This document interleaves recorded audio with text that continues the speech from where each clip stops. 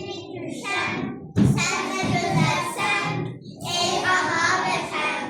Sözlerin düşen, her minik düşen, sen de güzelsen, ey ana vatan. Bakır içindir, her bir kucağın, kızıl terçindir,